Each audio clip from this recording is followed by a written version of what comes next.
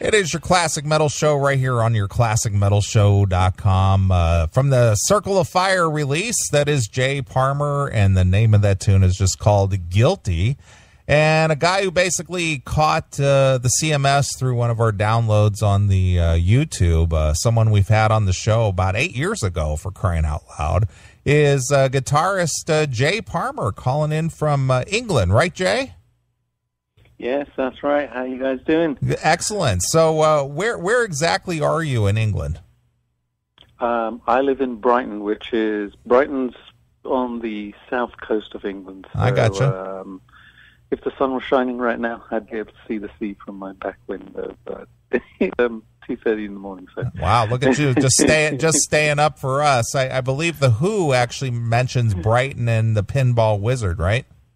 Oh yeah, that's right. Yeah. That's in fact, Quadrophenia was partly based around here, this area, East Sussex and Brighton Rock.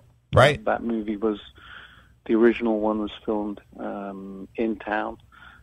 Actually, Quadrophenia has scenes right in the center of Brighton. It still looks, some of it still looks pretty much the same. Sure. So a great town to live in. It's just an awesome place for music and art. And hey, I'm a 2-minute walk away from the sea, so it's just beautiful here. It's kind of like living in California, but in England.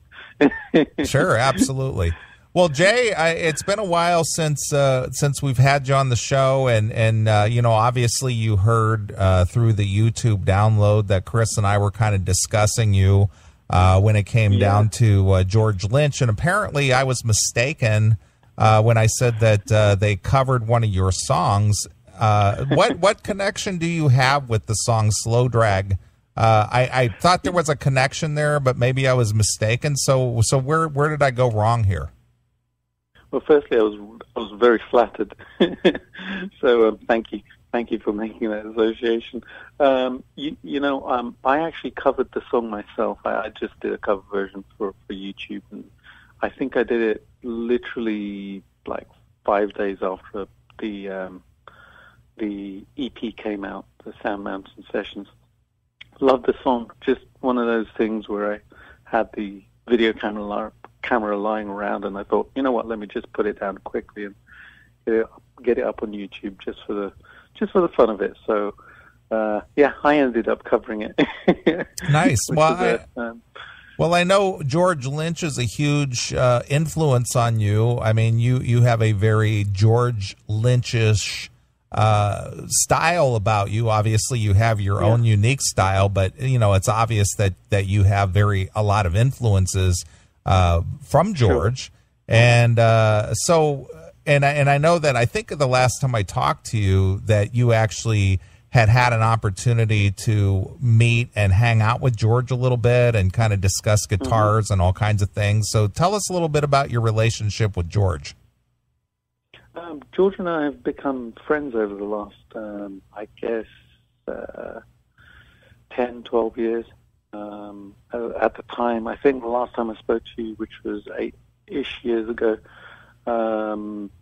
we just about met and stuff, and I've met him numerous times after that, sometimes over here in Europe, sometimes over in the US and stuff, and we've kind of kept in touch, and then he played on Circle of Fire as well. He plays on the song called When Angels Cry. We've stayed in touch, and he's become a colleague because I work in music full time now. This is what I do. I write, record, produce, build guitars. Go out to NAMM sometimes. I saw him in January, actually. Oh, nice. that was the last time I saw George in January at NAMM. So that relationship has persisted and stuff, and he still remains an influence on my playing. And it's been an interesting journey over that 8 years because it's been more of a discovery of my own style, as well as kind of that Lynch influence is still in there, but then more of myself has been coming out as well, which has been really, really great to hear and see how that's progressed and stuff. But every time a new album comes out, I want to learn it. I still want to be George Lynch. Right. Well, I still want to be able to play like that. Sure, it's kind of like the band Primal Fear. They started out sounding almost like Judas Priest, like a Judas Priest tribute band or something, and as they progressed in their musical development, they kind of developed their own sound. But you can still hear the Priest influence in their music, though. Definitely, yeah, and that's what music's about. It's our own interpretation of something that's already been done a million times over the last few centuries. But this is just our take on it. This is our voice, I guess. It's our contribution. So if that carries on our influences, then that's beautiful. Sure. I always enjoy hearing an influence in somebody's playing, it's been fun doing that. And for me, that biggest influence has been George. Right, absolutely. Well, what is your thoughts? What is your thoughts on John Levin, who obviously plays in Dokken now and has to play George's licks on their most popular tunes and whatnot? Have you seen him live, and do you have any thoughts? I saw him live probably around 8 to 10 years ago now. Fantastic player, absolutely amazing guitar player, and he's got that whole sound and style down. There are a few people on the planet who have that George Lynch thing going on. He's kind of that Dokken era George Lynch. My plays a little bit more kind of Lynch mob era George Lynch, and but one of my other friends, Tony Fuentes, he's kind of very Dokken-ish, and there are a couple of other guys out there who kind of do that whole thing. So it's always interesting listening to him because I can hear his stuff coming through as well, just a little bit here and there. Sure. And a couple of times I've wanted to learn a George technique, and it's actually clearer when John does it, just sonically. So I kind of go and learn it from John. Well, there you go. There you go. Excellent. So he's amazing. He's an awesome guitar player. He is. He rips it up live. I really enjoy watching John play. Well, George has been building custom guitars. He builds only so many of them a year. Have you thought about owning one? I have several times, many times. Thought about getting a Mr. Scary guitar. But I build guitars myself. I have been for many years, and I kind of started up my own little business of building custom guitars, which are called Spirit Dance guitars. And the emphasis on those isn't the carving or anything, but it's doing hand-drawn artwork on the bodywork and inlaying it with feathers and crystals and saging the guitar afterwards and custom headstocks and stuff like that. So I'm always tempted to get one, but I just go and build one if I need one now. Right. Well, maybe George will trade you straight up one of yours for one of his. Oh yeah, that'd be very cool. Right. That's a trade which I've got to suggest to him at some point. Yeah. Well, that's a good suggestion. Excellent. Well, Jay, obviously you just mentioned that you're building guitars. So if somebody wanted to buy one, how do they get it? Go to spiritdanceguitars.com and drop me a line. And everything's bespoke. The guitars are all one-offs. And only build a few a year. That's simply due to kind of just time limitations. I hand build these guitars, and my day job's mixing, producing, being a recording artist. So I kind of fit in between all of that and stuff. So everything's built to the customer spec. I'm building one at the moment for a good friend of mine, and we basically figured out exactly what he wanted on the body. I'm doing the artwork for him, so that guitar will be his personal guitar, completely personalized to him. Go to spiritdanceguitars.com, check out the pictures and stuff, my Facebook page as well. You can find me somewhere on Facebook. And the last guitar I built was actually I built one for myself, which was a take on the George Lynch Skull and Bones guitar. Right. One which I've wanted for forever and a day, and I started building one about a little over 12 months ago now, and that got finished a few months ago, which was just fantastic. So, yeah, lots of stuff coming out, and interesting projects in the works as well. Excellent. Well, obviously you're still doing music. What have you worked on here recently, and what are you working on? And give me your thoughts on the state of the music industry today. I mean, you've always been an independent artist, and have handled your own promotion and distribution and whatnot, and obviously you're still doing it. I mean, you got to have a passion for it, because nobody's getting rich in the music business these days anymore, especially with the niche market that you're in, with the hard rock, hard melodic rock. So what's going on in the world of Jay Parmar as far as music is concerned?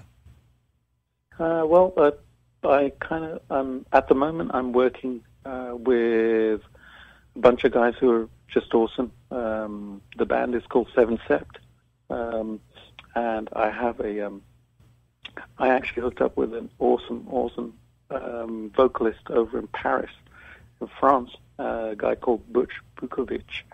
And Butch had contacted me because of the George Lynch thing. He's a big fan and wanted to work with me and just do a song, and I suggested we do an album together. And he's got this beautiful Only Logan come Robert Mason voice. And obviously, that just did it for me. He's got that whole thing going on. And just really very, very professional guy. He kind of, I'll send him a song, and if he's got time to work on it then he'll literally send it back the next day, and vocals done, and etc.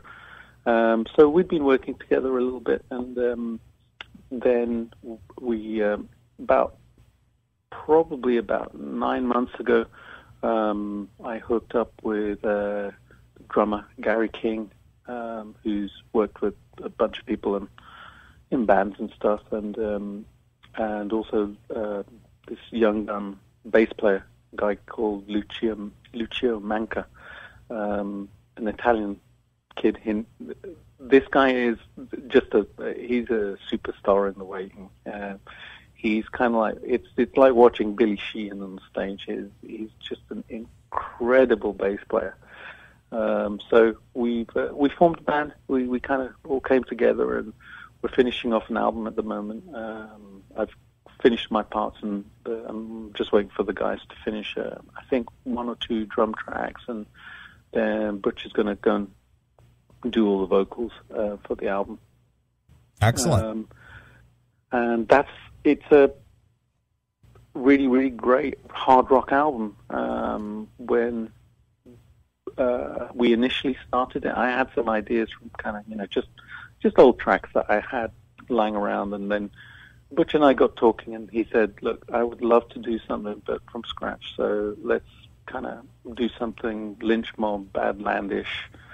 So that was the kind of brief that he gave me, and I kind of stuck to it. Wasn't too much arm twisting for me to write something which kind of sounded a bit like George Lynch or, Jake Lee. Right. That was playtime. Sure. But as the album's progressed, there's been different influences, like Hendrix has come into it, other stuff, and it's a good album. So. Sure. Very excited about that. Well, when it comes out, make sure we get a copy here so we can get you back on the show and talk about it. Definitely, yeah. I shall do that. I shall definitely do that. Besides that, I've been working on some progressive music. I worked with a band called The Inner Road a couple of years ago, and that was a big departure in kind of just sound and style, because that was very much 70s prog meets Dream Theater. That was the influence the Dream Theater influence was something I brought to the table. So 7-string playing and just all instrumental stuff, which was which is interesting to do because I hadn't done an instrumental album since Strange Day, which was 2005, 10 years ago. Right. And that was great to work on. I worked with a guy called Steve Greswell. We'd finished another album about this time last year, but then the band kind of fell through because of various kind of just differences and stuff. And so I decided to walk away from it. And I'm working with a fantastic keyboard player who's in Brazil right now, and he's doing the keys for the tracks which I wrote for that project, and we've got a couple others from him that we're going to add to it. So that's going to be another album which comes out probably sometime next year now. Right. And then lots of other things in the work. I'm working on a kind of pop, punk, rock, blues, funk thing, which is super interesting and just a bunch of songs right now. So that's in its very kind of early conception stages. I'm going to find a singer for that, but that's going to be kind of left field, slightly going off on a tangent kind of project. So that's all cool. And Circle of Fire as well. That was something I did a few years ago, which was great. Sure. That was awesome working with guys like Pete Newdeck from Eden's Curse, Carsten Schultz, who's sung on everything, awesome vocalist, and Andreas Novak, my friend Tim Wallace, my friend Mike Rotella plays a solo on there, and George Lynch as well. George plays a solo on one of the songs. So nice. Yeah, that's everything that's going on at the moment, I think. Probably sure. Something else. Lynch-like. I do a weekly or 2 weekly column on YouTube called Lynch-like, where I kind of teach George Lynch style. So, yeah, there you go. So you're not so that doesn't compete with George Lynch's dojo, does it?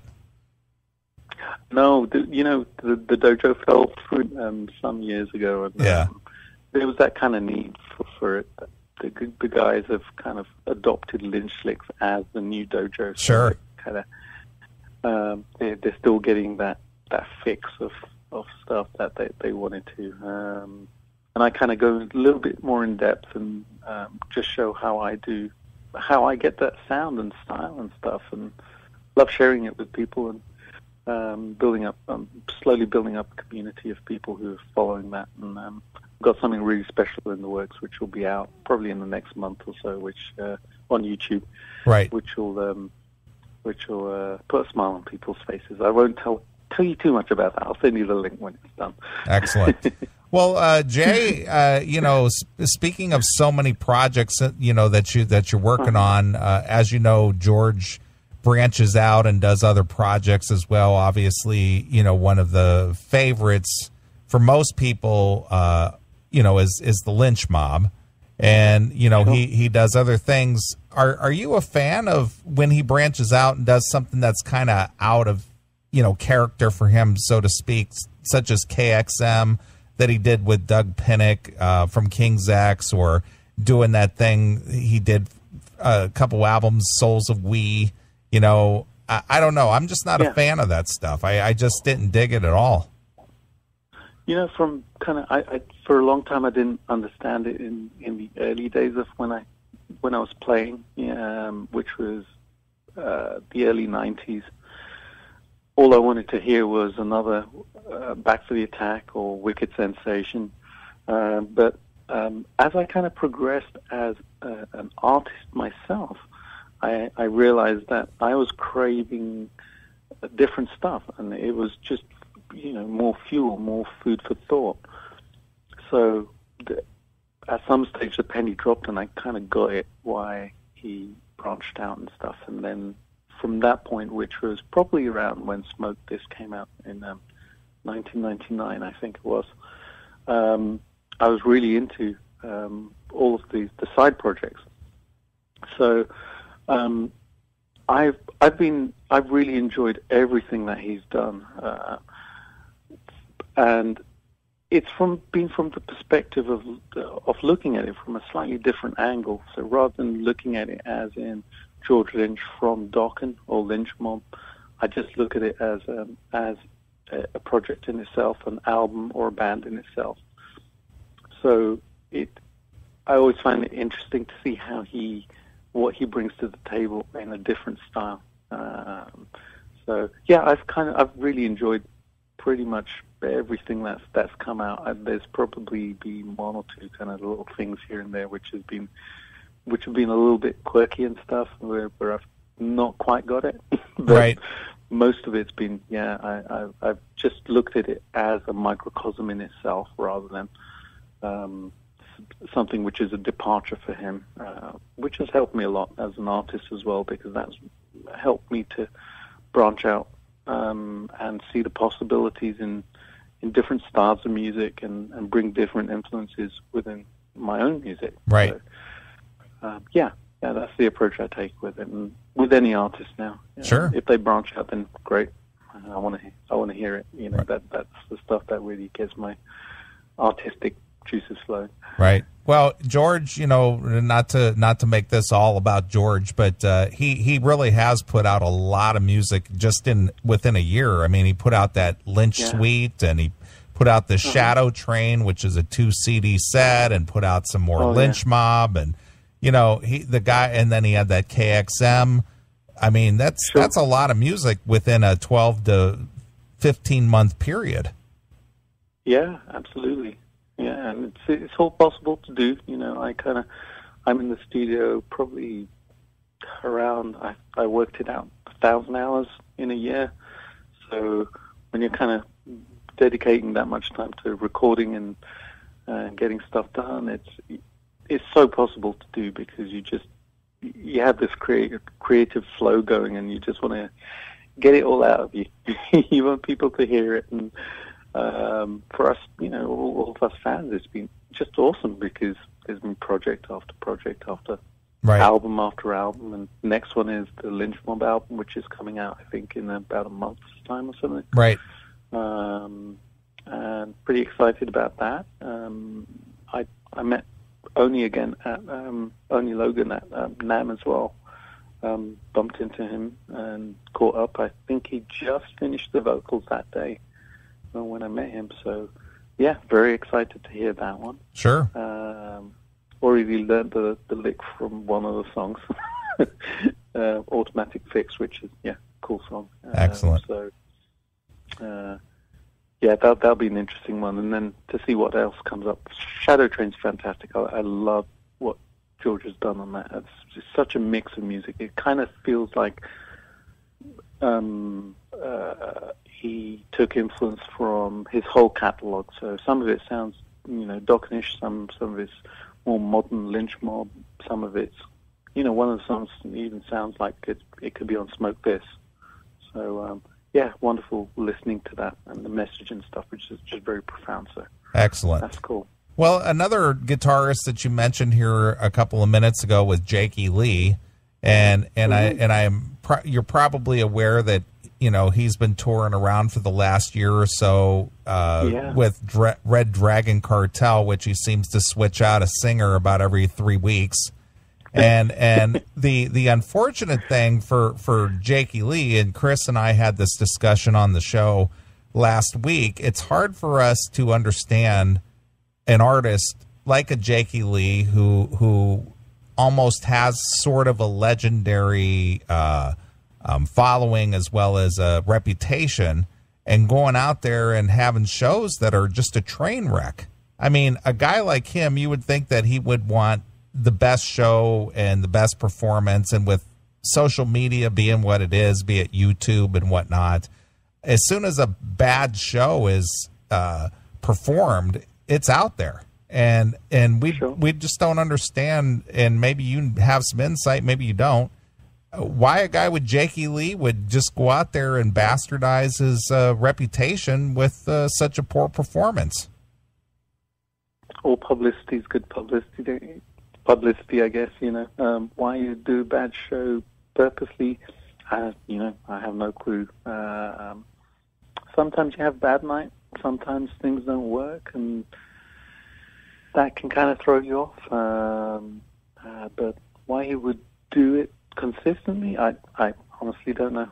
I'm not in his headspace, and I'm not going to judge him for it. Right. I'm sure right. there's a good reason. Sure. But some of the stuff I've seen him do has just been fantastic. And I know kind of from working with bands over the last probably 8 or 9 years, it's challenging being with a bunch of musicians, being with a bunch of personalities. There are egos at play, and wants and needs and desires that each individual has, as well as the band as a collective. And sometimes you come to loggerheads. And I've worked on a bunch of stuff over the last probably 3 or 4 years, where I've probably been in about 7 bands and left 7 bands, within the space of a couple of months. Right. Simply because just the work ethic is kind of different, or personalities don't gel, and there's something sinister going on in the background, and you just got to walk away sometimes. And I can relate to it from the perspective of kind of joining bands and leaving them, which I try not to do too often now. Right. But sometimes you see something that you feel, I don't really want to be dealing with this, because I'm too old, I'm too impatient. I can be dealing with good stuff rather than all this political bullshit and band crap, and I would rather go and have a quiet life somewhere. Right, I agree. Well, Jay, you're very involved with the recording process and with the music industry being the way that it is. Where's the payoff for recording new music these days? I mean, it just doesn't seem like anything is really selling, and artists have to go out and basically perform live if they're going to make any kind of a living at it. So where's the value in recording new music now? I've thought about this a lot. Obviously, the CDs don't sell as well as they used to, or and it's quite a push sometimes to get people to buy a physical copy of a CD. I remember when I did Circle of Fire. I signed with Steve Vai's label, Digital Nations at the time. It was a digital-only release because I kind of figured, well, nobody's buying CDs. I can print up 1,000 copies, but maybe 10% will sell in the first couple of months, and then it will kind of slow down, and then I'll just have 900 CDs in my loft or my garage or something. So it's a shame the industry's kind of gone like that, and partly I think it's kind of down to the download culture, but that doesn't need to be precipitated by anybody. It's something that people do because it's convenient, and it's become free and become almost accepted in the norm. Whereas when people think about it realistically, they can spend the same as maybe a cup of coffee. They probably go to Starbucks and spend more money in a week than they'll spend on an album. Right. So it does kind of mess with your head a bit about how to make money via the creation of music. But then the touring helps with selling merchandise and CDs. When I toured with Eaton's Curse, which was 2009, I think, a lot of stuff sold because the band was there, people saw us. I wasn't on the record, I was just a hired guy. But, I was out there every night talking to people, and they were buying CDs so that we could all sign them and stuff. And, the music gets into the hands of the people that way. So, and with self-publishing and stuff, you take a big cut. So it's not like the old days of record labels where you got 10% off, a 10% royalty. You had your advance, and then that had to be paid by royalties, and could be many, many moons before you saw a royalty check payment. But now you keep the lion's share. So you can make money theoretically via selling your own printed CDs and material, digital downloads, which are easy to do. Trick is just convincing people to actually part with their money, and that's sometimes quite a tricky thing. And not judging anyone for doing whatever they do. That's got to be their choice. But if people want the music industry to survive, then they're going to need to start supporting it rather than just going to a torrent site, taking it, going to Spotify and just listening to it, because the artists don't get very much money from that. Sure. I've seen my own royalty checks from Spotify, and that's it's been a crazy small amount of money for maybe a few thousand plays and stuff. So I guess you got to shoot it out to the fans as well and say, hey guys, support us. But there are other ways of kind of making it. I'm a mix engineer, and I kind of work with other artists, and I finished production on an album called Revenge by a UK band called Skin and Bones, which is out at the moment, and that was fun working on. So I enjoy doing that. That's still part of the music industry. It's just a different thing that I do. Build my guitars, and run my studio and stuff. So yeah, I think you got to think a little bit outside the box in order to really make it. Obviously, you can tour as well and get out there and do live shows. But again, when you're out there with a band, it's expensive, and you got to have transport and hotels and food and and stuff like that. So the amount of money you make can be limited, depending on who you're playing with and who buys your merchandise at the end of the day. I guess. All right, Jay. Well, I'm glad you reached out to us and wanted to come on the show and kind of bring everybody up to date that you're still alive and kicking and still doing stuff out there. And so, why don't you throw those plugs out there where people can find you and your music and your guitars and all that good stuff? Sure, that'd be great. And thank you for having me on the show. It's been great connecting with you again. People can find me at my website, which is www.jayparmar.com. Parmar is Parmar, and the guitars can be found at spiritdanceguitars.com. I'm on Facebook. It's Facebook.com/Jay Parmar Guitarist, or is it Jay Parmar Music? I can't remember. It's one or the other. Either Jay Parmar Guitarist or Jay Parmar Music. Twitter, I'm at Sacred Serpent, and I'm on Google Plus and all those other platforms. So if you go and Google me, you'll find all the resources. I'm out there. And YouTube as well. Right. I do a weekly thing called Lynch-like, which is kind of cool to do. Excellent. So, yeah. All right. It'd be great to hear from people and connect with them. Sure. All right, Jay. Well, again, I appreciate you taking a few minutes to talk to us, calling in all the way from England at 2:30 in the morning, and being a part of the Classic Metal Show. And you're welcome back anytime. And I'm looking forward to that new project you got coming out. I'm very interested in hearing that and all that stuff. So let's keep in touch. And definitely will. Again, thanks again for being a part of the show. So. I don't remember last time I had you on the show if I asked you our traditional Classic Metal Show question. How has Lemmy from Motorhead influenced your career? Lemmy? By being a badass.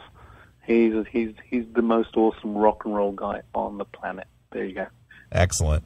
All right, Jay. Well, we appreciate you taking the time. And since you mentioned it, and we were talking a lot about George Lynch, I think we got to close out this interview with the song that George guests on, this When Angels Cry. Sure. So how did this come about that you got George to play on this? Well, I had to go out, sell my soul, and sell my house and sell. No, I'm kidding. I'm joking.